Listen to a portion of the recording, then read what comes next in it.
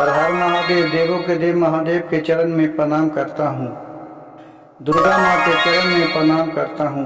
सरस्वती माँ के चरण में प्रणाम करता हूँ। गणेश भगवान के चरण में प्रणाम करता हूँ। गुरु भाई गुरु बहनों के चरणों में प्रणाम करता हूँ। गुरु भाई गुरु बहन, कहानी बहुत ही सुंदर और अच्छा है। कहानी को कृपया ध्यान पूर्वक और अंत तक सुनिएगा। कहानी जब पूरा सुनिएगा तो इसका रहस्य मालूम होगा और पूरा कहानी सुनने से शिव गुरु का आप पर कृपया सब घड़ी बसा रहेगा और आधा कहानी सुनिएगा तो आपका आधा ही ज्ञान होगा। इसलिए किसी भी कहानी को अंत तक सुनिए। किसी में कहानी में कुछ न कुछ उससे कुछ सीखिए। एक गांव में बहुत ही गरीब किसान रहते थे। उसका 3 बच्चे थे।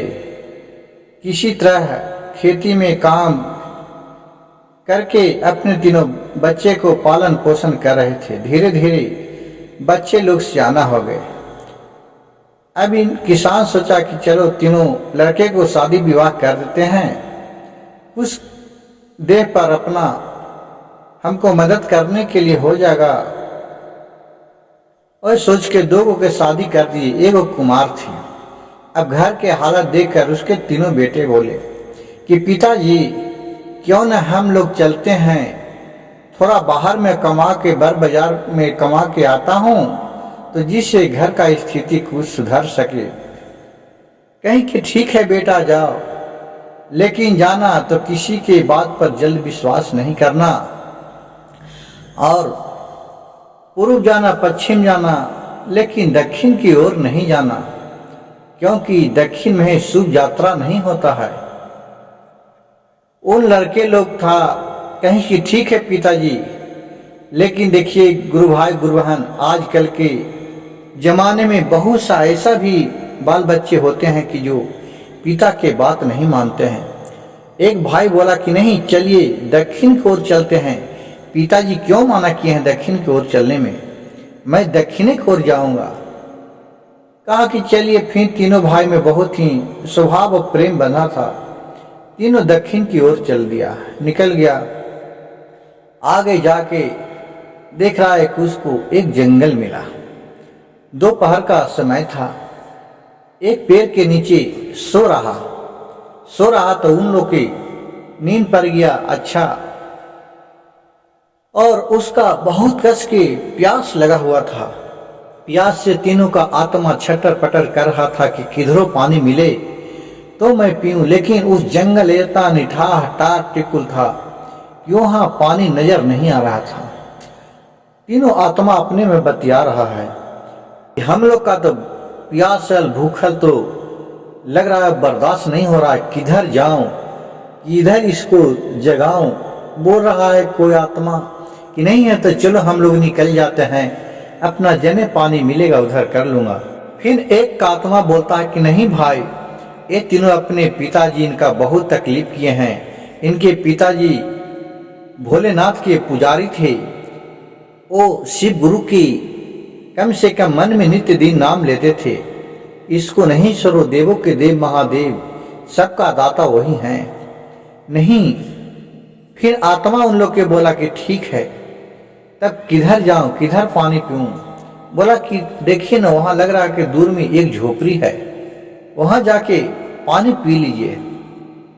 कहा कि ठीक है, लेकिन वहां तो खतरे से खाली है, कैसे हुआ जाए, वहां पानी पिएंगे तो इस जंगल में तो कोई नहीं है, कोई दानव है क्या है। उतने में उस पेड़ के ऊपर एक गरवैया और एक गरवैनी मैना बैठा था। वो दोनों बात आपस में कर रहे थे कि देखिए ना, इस जंगल में 3 गो नौजवान बालक है सुता हुआ। इस जंगल में झोपड़ी के पास एक बहुत भयानक दैत्य रहता है। वो तो कोई भी आदमी इधर आता है और उसको पर नजर पड़ जाता है तो जिंदे खा जाता है, चबा जाता है। और ये दोनों इतना निफिकिर से सुता है, इसको कैसे देख लेगा तो जान तो इसको नहीं बचेगा, वो तो इन तीनों के खा ही डालेगा। बेचारा इसका माँ बाप कहाँ छटपटाए खोजत रहेगा, कहाँ मिलेगा। ये तीनों ऊपर तो गरवैया गरवैनी जो पेड़ पर था वो बतिया रहा था। उसका प्राण जो आत्मा था वो तीनों के बात सुना। फिर वो गरवैया गरवैनी के बात सुनकर ये आत्मा था जो इसको उठाया। तीनों के नींद टूट गया, एकदम प्यासा छटपटाते रहे। देखा कि वहां झोपड़ी है, उसी में चलते हैं। इन लोग के क्या मालूम है, किसी तरह के अगर उसको जान छटपटा रहा तो जो भी सामने मिलेगा वो तो पानी पिएगा, खाना खाएगा। वहां गया तो सोचा कि यहाँ तो एक दैत्य रहता है, अब कैसे यहाँ पानी पीऊं। तो वहां गया, दरवाजे पर गया। एक भाई बोला, जो छोटा भाई था जो बहुत ही तेज था, वो बोला ठीक है मौसी मौसी काके चाल करने लगा, मौसी मौसी। वहां से जो दैत्य की पत्नी थी वो अंदर से निकली। कहा कि हमारा तो कोई बहन ही नहीं है तो तुम मौसी हमको कह रही है। कहा कि हाँ मौसी, तुम जब शादी होके यहाँ चल आई थी उसके बाद मेरा जन्म हुआ। वो घर से तो बचपने से तुम गिवे नहीं किया था। कहा कि वो सब दैत्य की जो औरत थी वो सब समझ गया, लेकिन बोली कि क्या करूं, ये तो हमारे अब मौसी के नाता धर लिया है, अब मेरी बहन का बेटी है, अब इसको जान बचाना हम लोग को मेरा कर्तव्य है, नहीं तो मैं भगवान से सब घड़ी में गुनाहगार बनी रहूंगी। कहा कि ठीक है, बोलो क्या कहना चाहता है, खुल के बताओ। बोला कि देखिए हम लोग के बहुत कस के प्यास लगल है, भूख लगल है, हमको खाना चाहिए और पानी चाहिए। कहे कि ठीक है, मैं तुम्हें खाना पानी सबको दे देता हूँ। और खाना पानी सब खिलाया प्रेम से और बोला कि यार तुम लोग यहाँ से चले जाओ। कहा कि नहीं मौसी, बहुत मियाद थक गया है, अब 2-4 दिन यहाँ हम रहूंगा। कहा कि नहीं, मेरे जो पति है इस जंगल का बहुत ही राक्षस है, वो मनुष्य का तनी भी नजर पड़ जाएगा और देख लेगा तुझे जिंदा नहीं छोड़ता है, वो खून का प्यासा है, वो मार के खा जाता है। कहा कि मौसी अब हम क्या करें, आप मारना जियाना आप ही का हाथ में है। अब वो तो सकदम में पड़ गया, अब करे तो क्या करे। कहा कि ठीक है, उसके आने का समय आ गया है।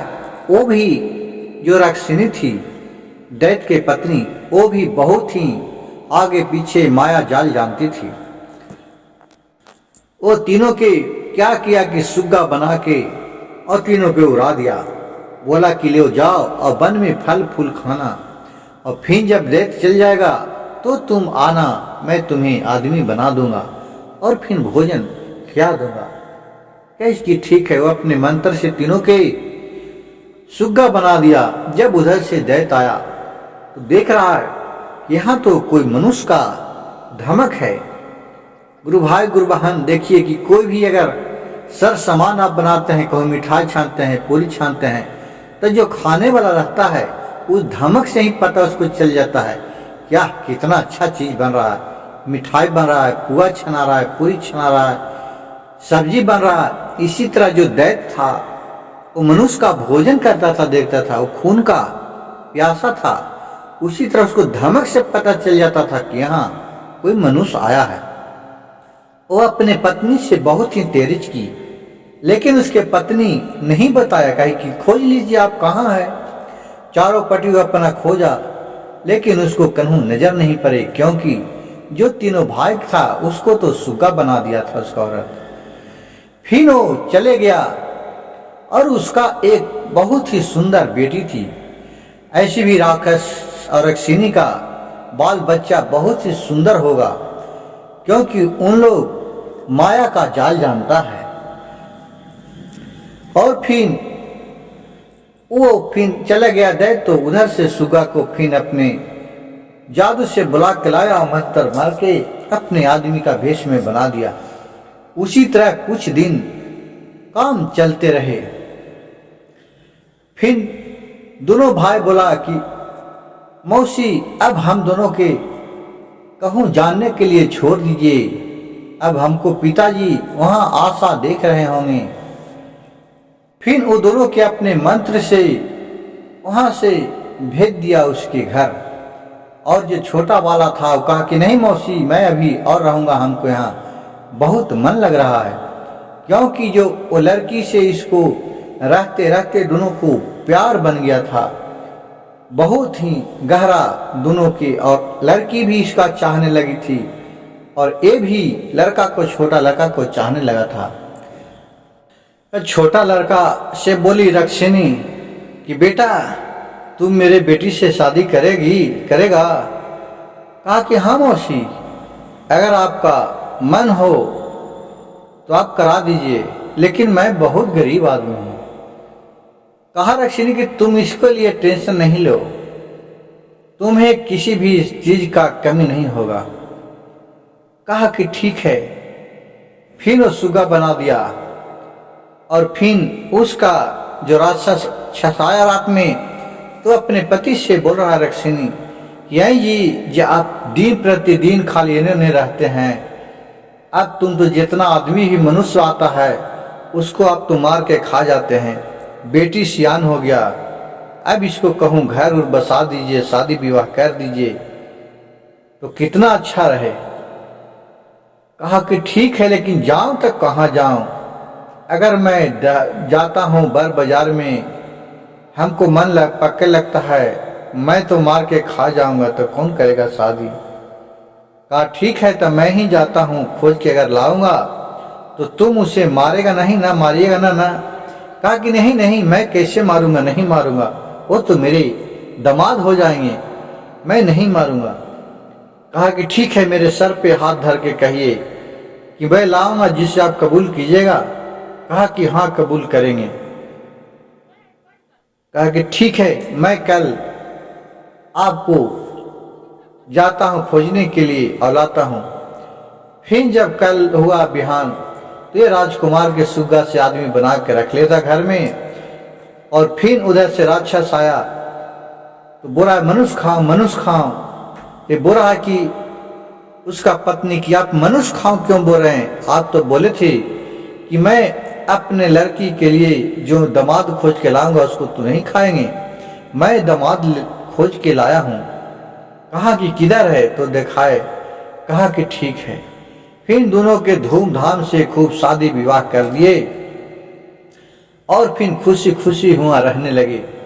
कुछ दिन बीतने के बाद इसका मन लग पकाए लगा, जो राक्षस था जिसका मन में लगे लगा कि अब बहुत दिन मनुष्य का मांस खेला हो गया है, कुछ नहीं तो मैं इसी को काहे न मार के खा जाऊं। मन में सोच रहा था कि रक्षिणी का इसका सब आग्रह मिल गया। रक्षिणी ने क्या किया कि बोला राजकुमार से, या तुम घर जाना चाहते हैं तो जाइए, नहीं तो तुम्हारा जान नहीं बचेगा। कहा कि ठीक है, मैं चल जाऊंगा। बाकी कैसे जाऊं? कहा कि ठीक है, आप चल जाइए, ये लीजिए। एक जादू का छड़ी दिए, बोले कि इस जादू के छड़ी से तुम जो भी कहिएगा, जहां कहिएगा वहां पहुंचा देगा। कहा कि ठीक है, और जो भी कहिएगा जो मिल जाएगा। फिर वहां से जादू के छड़ी के बोला, ये जादू के छड़ी हमें एक बहुत बड़ा कार आ जाए, घोड़ा आ जाए, हाथी आ जाए, वहां सब प्रकट हो गया। फिर अपना कार पर घोड़ा हाथी के लेके अपना घर चल दिया। जब वहां अपने घर के पास पहुंचा तो देख रहा है पूरा उन्हें से हाथी घोड़ा कार आ रहा है, पूरा बरियात बजते। इसका घर जाके बोला कि लगे उसके मां कि कौन राजा के आ रहा है बरियाती। फिर इसी के घर तरफ उसका बहू और बेटा आया, देखा है ये तो मेरी बेटा है छोटा वाला। फिर दोनों के गले से लगाया और फिर सारी कहानी अपने बेटे से पूछने लगा कि बेटा कैसे तुम इतना संपत्ति कमाया कहाँ से? वो अपने माँ से सारी कहानी कह दिया और बोली ये मेरी पत्नी है, ये समझिए कि लक्ष्मी है, जब तक घर में रहेगी किसी भी चीज का कमी नहीं होगा। और फिर सब बाले बच्चे हंसी खुशी से रहने लगे और सब भोलेनाथ के पूजा पाठ करने लगे और खूब शिव चर्चा कराए और सब कहे कि देवों के देव महादेव आप ही का चमत्कार है कि आज मेरे बेटे वहां से बच के आया। गुरु भाई गुरु बहन, अपने माँ और पिता के आराधना और शक्ति में उसका किसान के माँ और बाप के इतना भक्ति था कि जिससे भोलेनाथ उसका बेटा के भी घुमा के राक्षस और दैत्य और उसकी पत्नी के मुंह से वापस लाई और फिर खुशी खुशी रहने लगे। मेरे वीडियो अच्छा लगे तो कृपया मेरे चैनल को सब्सक्राइब कीजिएगा, लाइक कीजिएगा और एक शेयर कर दीजिएगा ताकि लोगों तक अच्छे अच्छे कहानी सुनने को मिल सके। हर हर महादेव, घर घर महादेव।